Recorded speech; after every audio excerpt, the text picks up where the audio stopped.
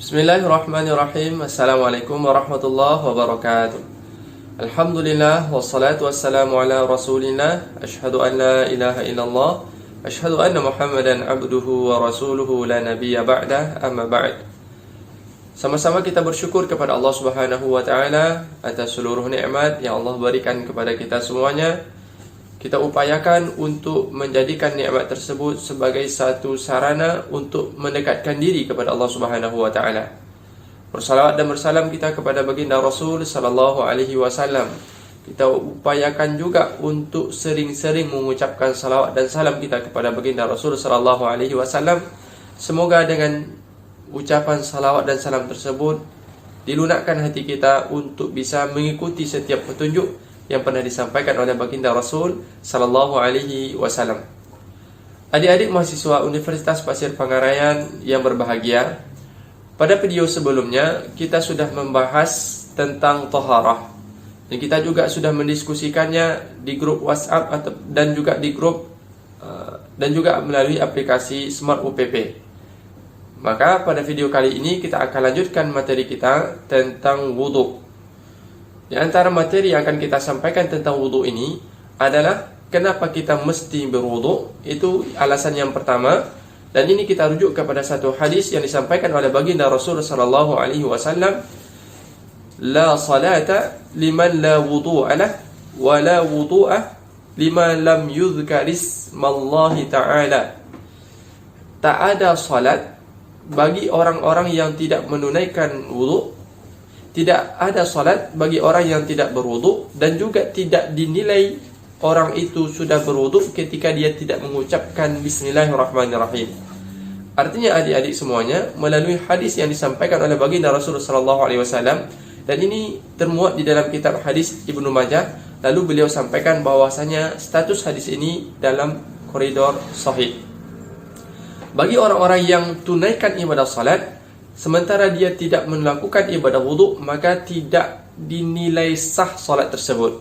Hal ini juga sudah kita singgung pada pertemuan sebelumnya, bahwasanya di antara syarat sah salat seseorang tersebut mesti orang itu suci dari hadas dan najis. Maka wudu itu bahagian dari upaya kita untuk mensucikan diri ketika kita masih berhadas, meskipun kita tidak kena najis.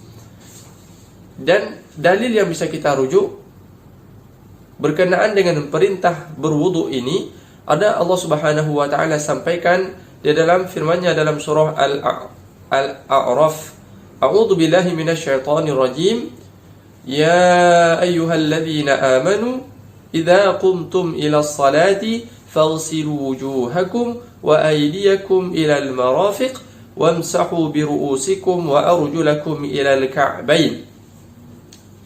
Hai orang-orang yang beriman, idza qumtum ila shalah, ketika kalian betul-betul ingin menunaikan ibadah salat, faghsilu wujuhakum, maka cucikanlah, bersihkanlah wajah kalian,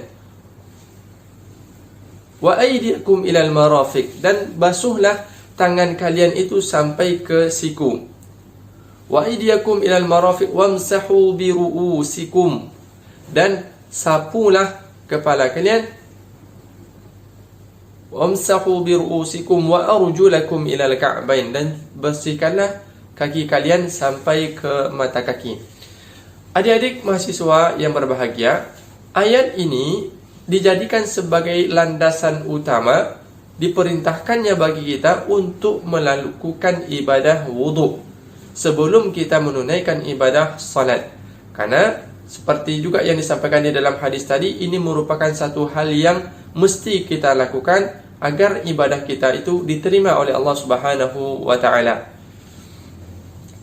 Yang menarik untuk disampaikan di ayat ini, bahwasanya Allah Subhanahu wa taala tidak menyebutkan adanya membasuh telinga. Sementara dalam hari-hari kita senantiasa setelah kita sapu kepala kita dalam rangkaian ibadah wudu, kita lalu membersihkan telinga kita.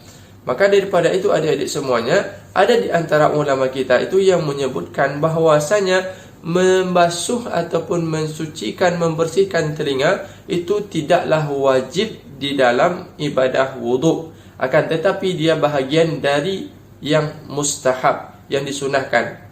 Ada juga ulama itu yang menyebutkan bahwasanya membersihkan telinga ini dia sudah satu kesatuan ketika kita membersih ataupun menyapu kepala kita.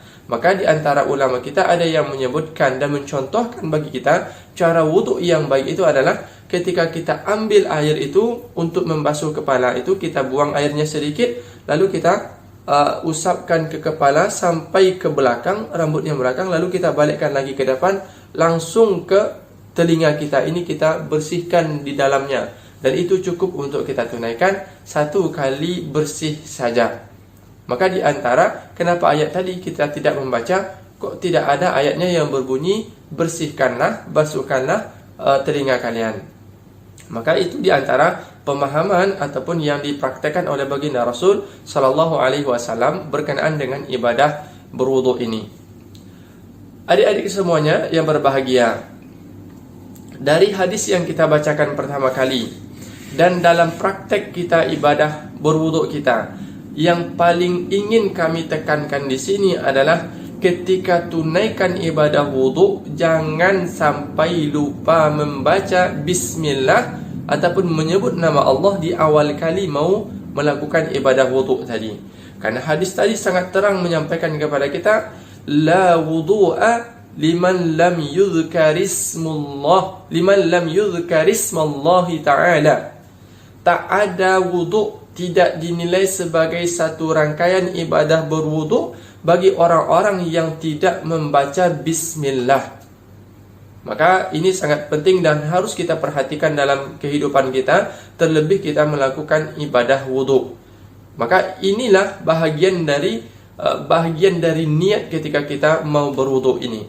Maka adik-adik semuanya, ini harus kita upayakan berlaku dalam kehidupan kita sehari-hari. Lalu kalau seandainya kita berbicara juga seputar wudu ini, apa saja yang bisa membatalkan wudu tersebut? Apa saja yang bisa membatalkan wudu? Yang pertama,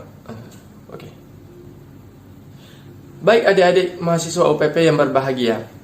Nah, lalu sekarang kita dihadapkan misalkan pada satu kondisi kita sedang paceklik airnya, krisis air. Maka bagaimana kita menyikapinya? Apakah kita tetap upayakan berwudu ataukah kita bisa lakukan ibadah yang lain? Maka ketika itu, kalau tak jumpa air, fatayammamu, maka bertayamumlah. Tayamum itu adalah kita mengusapkan tangan kita ke debu yang bersih ataupun ke debu yang suci dalam rangka pengganti wudu. Ketika tidak dijumpai air dan kita sudah berupaya untuk mencari air yang bisa membersihkan badan kita, yang bisa mensucikan badan kita sebelum kita tunaikan ibadah salat, maka kita bisa diperkenankan, diizinkan untuk bertayamum. Lalu bagaimana kita cara bertayamum? Kita ambil debu yang bersih ataupun yang suci, lalu kita letakkan tangan kita, lalu kita berniat. Lalu masalah niat ini kita bisa juga cukup di dalam hati bahwasanya ini merupakan tayamum. Kita tempelkan, lalu kita tepukkan tangan kita, lalu kita hembus, lalu debu tadi kita hembus, lalu kita usapkan ke wajah, lalu kita langsung ke pergelangan tangan. Cukup satu kali rangkaian gerakan, cukup satu kali gerakan saja tanpa diulang. Dan juga harus diingat bahwasanya tayamum itu adalah satu hal perintah dari Allah Subhanahu wa taala untuk mensucikan badan ketika tidak dijumpai air. Dan tidak juga bermakna kita mengambil debu tadi lalu kita usapkan ke badan kita. Dan juga ulama kita sampaikan bahwasanya tayamum ini cukup dengan satu kali saja, tidak diulang 3 kali layaknya kita berwudu. Adik-adik yang berbahagia, lalu kita juga ingin sampaikan dan tegaskan bahwasanya rangkaian ibadah wudu kita masih dalam koridor mengikuti sunnah Rasul Sallallahu Alaihi Wasallam, apakah itu dia tunaikan satu kali usap saja? Adik-adik mahasiswa UPP yang berbahagia, ada sedikit poin yang tertinggal di masalah wudhu, yaitu apakah harus kita berwudhu dengan 3 kali ulang? Kita cuci muka 3 kali, kita cuci tangan 3 kali, kaki 3 kali, dan lain sebagainya, kita ulang-ulang 3 kali. Maka ini tidak mesti kita ulang. Dan juga harus diingat, yang sunnah itu adalah 1 kali bahagian dari sunnah, 2 kali bahagian dari sunnah, dan 3 kali pun bahagian dari sunnah. Tidak harus kita mengulangi wudhu itu 3 kali bersih. Namun harus diingat, ketika membersihkan 1 kali suci ataupun 1 kali basuh, itu sudah mengena semua anggota badan. Dan pastikan tidak ada 1 tetes pun, 1 bahagian pun dari anggota badan yang wajib disucikan ataupun yang wajib dibasuh, itu tidak terkena air, mesti terkena. Kalau ragu, maka silakan diulang. Namun juga harus kita ingat, jangan sampai berlebihan dalam membasuh anggota wudhu kita. Artinya harus diwaspadai juga, jangan sampai mubadzir dalam penggunaan air. Ini bahagian yang harus kita terapkan dalam kehidupan kita. Semoga kita menjadi orang-orang yang bisa memperbaiki ibadah salat kita, dimulai dengan memperbaiki ibadah wudhu kita. Lalu adik-adik yang berbahagia, kita akan lanjutkan diskusi ini di Smart UPP. InsyaAllah kita akan bisa mendapatkan manfaat yang lebih banyak lagi. Demikian video yang bisa kita berikan pada pertemuan kali ini. Semoga bermanfaat. Billahi taufiq wal hidayah. Assalamualaikum warahmatullahi wabarakatuh.